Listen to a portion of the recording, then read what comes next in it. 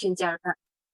然后我爸爸他之前也是肺癌，刚医好不了，所以他在这个确诊时间里面他也是咳到很够力啊。然后他也是用这个，就是我把它装在这个然后我就叫他对着他的那个鼻孔里面喷哦，然后叫他吸进去哦，所以他可以达到就是说他一吸了不久他的那个咳的效果很快就没有了。因为我就听到他一直咳嘛，所以我就走进去问他怎么咳到这样够力哦。他跟我讲里面很多痰，就是出不到来这样。然后我就跟他讲，你忘记了你有一支这个东西so 我就叫他来喷哦，然后喷了几次我就跟他讲，你就5分钟就吸一次这样哦。然后过后他就没有那个咳了。